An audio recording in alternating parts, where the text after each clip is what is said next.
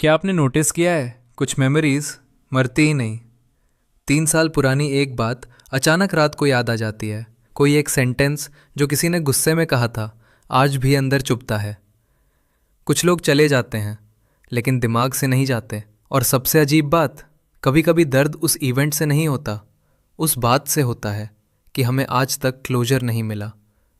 आप आगे बढ़ना चाहते हो, पर दिमाग पीछे खींचता रहता है। आप भूलना चाहते हो, पर ब्रेन बार बार वही सीन रीप्ले करता है। और अगर ऐसा आपके साथ होता है, तो इसका मतलब ये नहीं कि आप वीक हो। असल में आपका ब्रेन एक साइकोलॉजिकल ट्रैप में फंसा हुआ है। और आज की वीडियो में आप समझोगे कि पास्ट हमें छोड़ता क्यों नहीं, और दिमाग बार बार पुराने दर्द को रीप्ले क्यों करता है। नमस्ते दोस्तों, और वेलकम टू फिजियो फैक्ट्स। सबसे पहली बात, पास्ट को ना छोड़ पाना वीकनेस नहीं है। साइकोलॉजी में इसे रूमिनेशन कहते हैं। ये एक इनवॉलंटरी मेंटल लूप है, जहां आपका ब्रेन बार बार उसी मेमोरी को रीप्ले करता रहता है। साइकोलॉजी के अकॉर्डिंग, जब कोई एक्सपीरियंस इमोशनली इंटेंस होता है, तो ब्रेन उसे अनफिनिश्ड प्रॉब्लम की तरह ट्रीट करता है।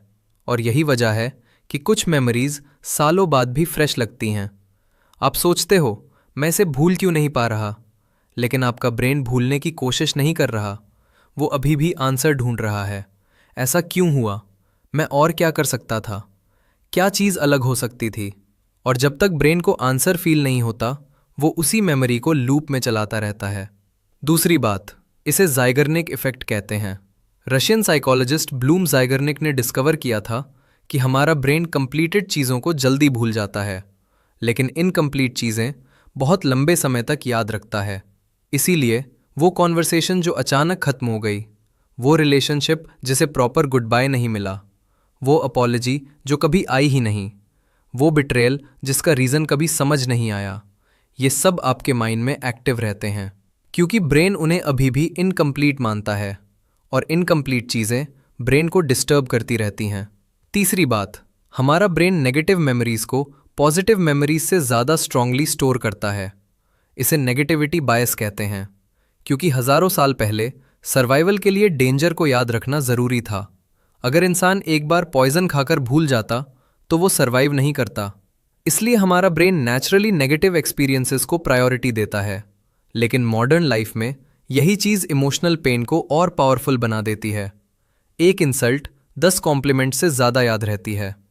एक रिजेक्शन 10 अचीवमेंट्स पर भारी पड़ जाता है। और एक पेनफुल मेमोरी सैकड़ों हैप्पी मोमेंट्स से ज़्यादा इमोशनल लगती है।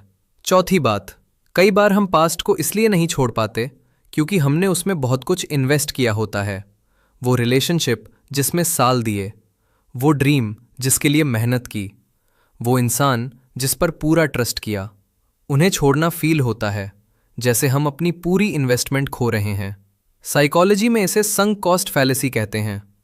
हम जितना ज़्यादा इन्वेस्ट करते हैं, उतना ज़्यादा अटैच्ड हो जाते हैं, चाहे वो चीज़ अब हमारे लिए टॉक्सिक ही क्यों ना हो। इसीलिए कुछ लोग दर्द में भी रुक जाते हैं, क्योंकि छोड़ना उन्हें हार जैसा फील होता है। लेकिन अब सबसे इंपॉर्टेंट सवाल, पास्ट को रिलीज कैसे करें? पहला तरीका, उस मेमोरी को मेंटली कंप्लीट करो। वो अपॉलजी जो कभी नहीं मिली, खुद को वो अपॉलजी दो। वो क्लोजर जो कभी नहीं आया, खुद को वो क्लोजर दो। एक लेटर लिखो उस इंसान के लिए जो शायद कभी वापस नहीं आएगा। जो फील करना है सब लिखो, गुस्सा, दर्द, रिग्रेट, डिसअपॉइंटमेंट, सब कुछ। और फिर उस पेपर को फाड़ दो या जला दो, क्योंकि रिचुअल्स ब्रेन को सिग्नल देते हैं ये चैप्टर खत्म हो चुका है। दूसरा तरीका, अपने दर्द से मिले लेसन को पहचानो। हर पेनफुल एक्सपीरियंस कुछ सिखा कर जाता है। किसी ने बाउंड्रीज सिखाई, किसी ने सेल्फ रिस्पेक्ट, किसी ने ट्रस्ट केयरफुली करना सिखाया, और किसी ने ये सिखाया कि हर इंसान हमेशा नहीं रहता। लेसन को रखो, लेकिन पेन को आइडेंटिटी मत बनाओ, क्योंकि आप वो नहीं हो जो आपके साथ हुआ, आप वो हो जो आपने उससे सीखा। और आखिरी बात, हीलिंग का मतलब ये नहीं कि मेमोरी गायब हो जाएगी। कुछ मेमोरीज हमेशा रहेंगी, लेकिन एक दिन वो आपको तोड़ना बंद कर देंगी। एक दिन आप वही बात याद करोगे और अंदर उतना दर्द नहीं होगा, क्योंकि टाइम हमेशा मेमोरीज नहीं बदलता, लेकिन अंडरस्टैंडिंग उनका वेट ज़रूर बदल देती है। पास्ट को छोड़ना, उसे भूलना नहीं है। पास्ट को छोड़ना मतलब उसे अपनी जिंदगी का परमानेंट वेट बनाना बंद करना है।